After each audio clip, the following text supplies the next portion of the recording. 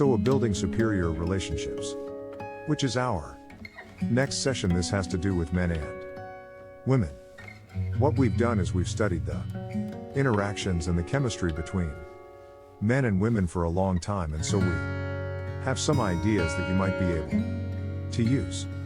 We say there are 6 keys to successful, happy relationships, though there may be many more keys, but this is about 98-99 of it. Number 1 is that similarities attract. And you've heard this before, similarities attract. And what does this mean? It means because of the law of attraction, we're attracted to people who are similar to ourselves in certain specific ways, and the similarities attract in almost all areas, but especially in the area of values. Remember, I said that, and Rand wrote that all love is a response to values. We love another person because they represent the values that we most treasure, that we consider to be the most important.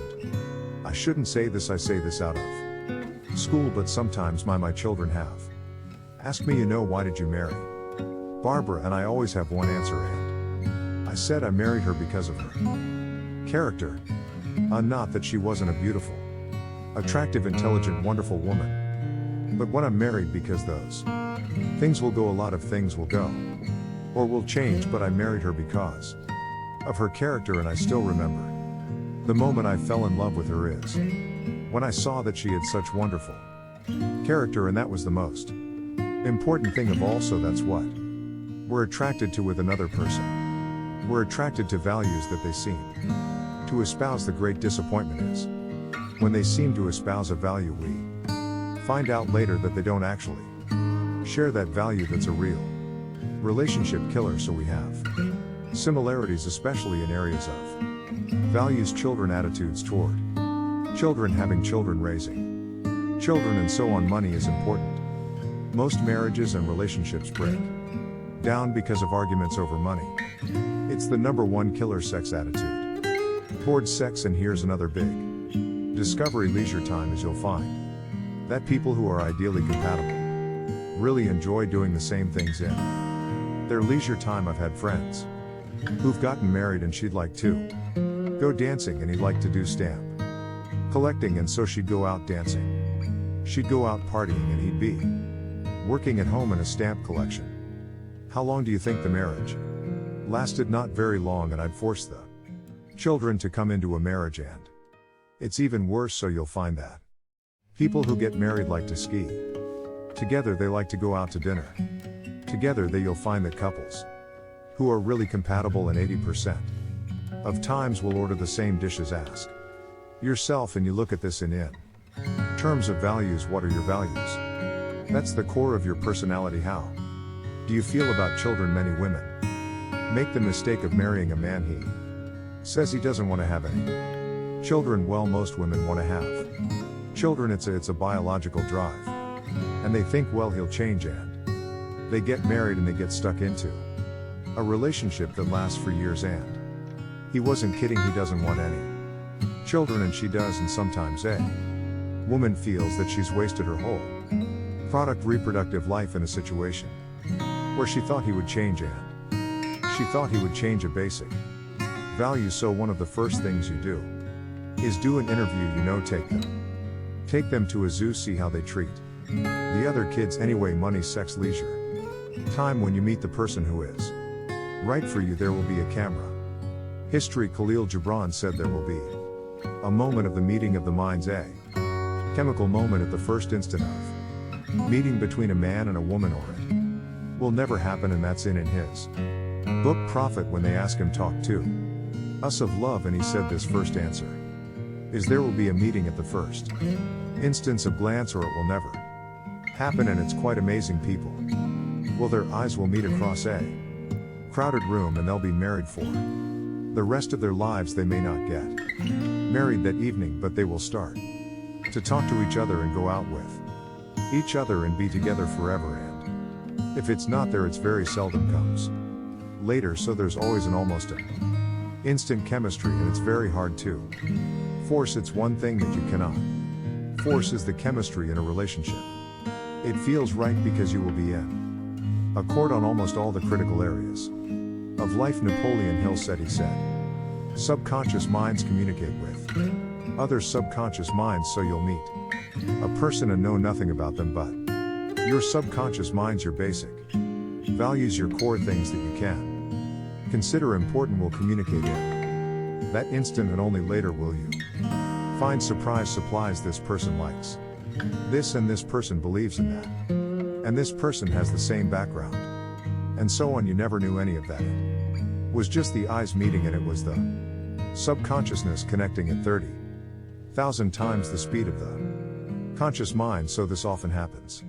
Sometimes you meet a person, you had an experience, you meet a person and you even see them and you just like them. Male or female, you just like them. Immediately you have an immediate rapport with that person, and sometimes you meet a person or you see a person and you immediately dislike, and later on you'll find out that that instant feeling was well justified. The person that you instantly liked is a really likable person. The person that you instantly had an aversion to is not a good person. You'll have it instantly, almost in so fast that you cannot even process it. With the conscious mind rule is always listen to that gut feeling. Always listen to that intuitive feel that you have for other people. If you ever go against that intuitive feel, then it can be very, very painful and costly, as everybody who's been in business knows. Okay, opposites attract. This is the second principle of relationships, but only in one area. Temperament. Nature demands balance, so if there's an outgoing person, they are balanced with an ingoing person, and the way that you can determine this is what is called the talk test. The talk test is everybody likes to talk and everybody likes to listen, so each person has a certain need to talk. This is person 1 and this is person 2, and so they have a certain need to talk and a certain need to listen, and there's about 10 to 15% of comfortable silences when you're together. Now the incompatibility occurs when somebody only likes to talk 15 and the other person only likes to talk 15, so there's huge periods of what are called uncomfortable silences. And this can occur later in a relationship. Have you ever been in a restaurant and seen two people eating and they don't talk? Or you've been driving and there's two people sitting in a car looking straight ahead and I don't talk.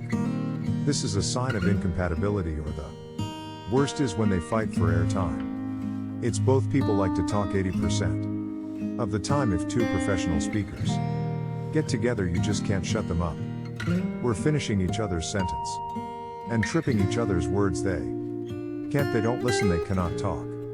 So a good relationship is the talk test. This is an easy ebb and flow. It goes back and forth and you can spend hours in an easy ebb and flow of conversation, subject after subject, with about 10 to 15% of comfortable silences. Very discomfortable. Number 3 is commitment. In a good relationship there's a total commitment. There's a thing in relationships called a trading relationship where people only commit part way. I'll go 50 of the way, you go 50 of the way.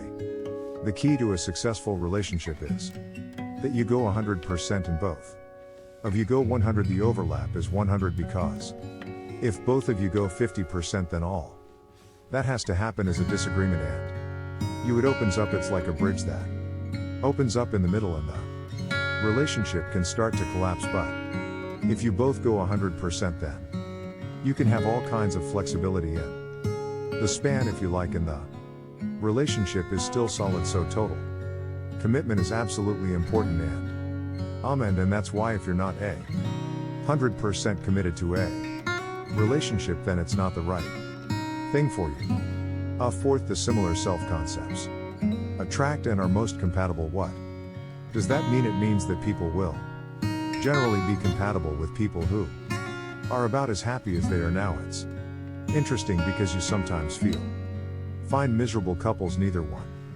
They're both negative. They both complain all the time, but they're quite compatible because they sit there and they complain and grouse and whine and moan and that's just their lifestyle. And they watch television, they complain about who's on television and complain about their Neighbors, so some people can be happy together even though they're mutually negative, but you'll always be most compatible with a person who's about as happy as you are. If you ever try to get involved with a person who's not as happy as you're in for a lot of conflict and a lot of problems. Now, here's a basic rule, and I've said this before, and the basic rule is people don't change their basic self-concepts after they become adults. Now, they may change if there is a significant emotional event. In other words, a miraculous event. Moses does come down from Mount Sinai and lightning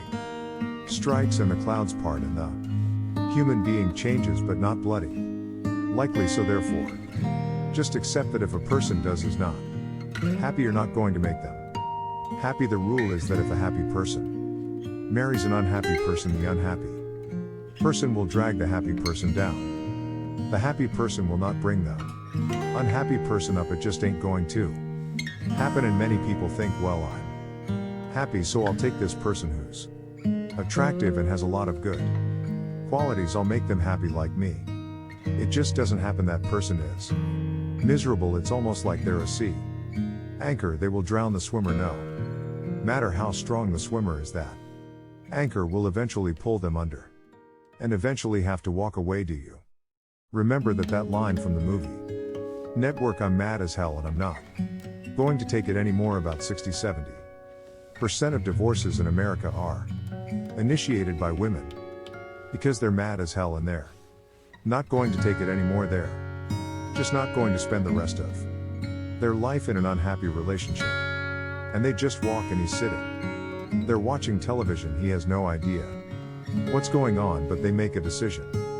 He is not going to change. He's quite content being the person that he is, and I'm out of here. And they, in retrospect, they turn back that it was the best decision they ever made. Takes a lot of courage to do it. The happy too scale. How happy are you on a scale of 1 to 10? How happy are you on a scale of 1 to 10? And then how happy is the other person? And just make sure that if you're an 8 in terms of general happiness, make sure that person is a happy person too, and make sure they're in age as well. If you're a 5 or a 10, make sure that they're the same level, because if they're not, you'll have a continuous conflict. Number 5 is another. The 5th characteristic is liking, and liking is actually more important than being in love. Liking and respect, because being in love can come and go. You can have arguments, you can have fights, you can be really furiously angry, and so on. So love can come and go, but as long as the liking and respect there, the love will come back. What is the opposite of love? What is the opposite of love? Yes, the opposite of love is not hate, it's indifference. It's just not caring. This is when it's over. I mean, you can hate a person temporarily. Is the very fact that you can hate a person means that you feel very strong emotions toward that person, but indifference is where the flame is gone out. The fire is cold, it's gone, you just don't care. And when you reach a difference, it's virtually impossible to save a relationship. When you reach indifference, basically you're just sharing the same roof, sharing the same living quarters, and it's very hard to get the fire going again. It's almost impossible. So liking and respect, these two feelings are more important than being in love, because as long as you like and respect the other person, then you can patch it up. Now we have a little problem with Maria and Arnold in California this week, and when Maria found out what Maria found out, this Viking respect went completely. It's gone. You could see this absolutely crystal clear. I mean, it's over, baby. There's no way that we can repair this, apparently. Did you read the latest news? The children were born within a short, very few days of each other, and the person working for them was pregnant at the same time and working in the house the same time Maria was pregnant. And here's Arnold, or back and forth. I wonder what's going through Arnold's mind. I'll tell you, he's got a lot to answer for, but apparently he's worth a lot of money. So Maria is going to be set up quite nicely in California. You know, we have community property law that means that everything is divided 50-50 upon divorce. So you say, well, why is it That people go to court and have these fights in court. Well, you go to court too.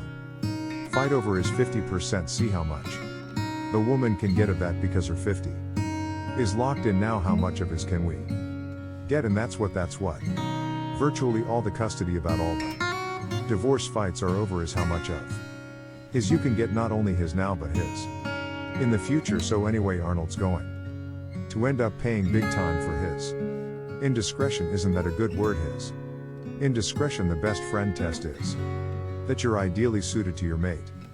When you're your mate will be your best friend. To be your best friend in the world, there's no person that you would rather spend time with others more. No person you'd rather go on vacations with, go out for dinner with, is that everybody else in your life is really peripheral. Your mate is your best friend, and so that's always. You always ask, who's your best friend in the world?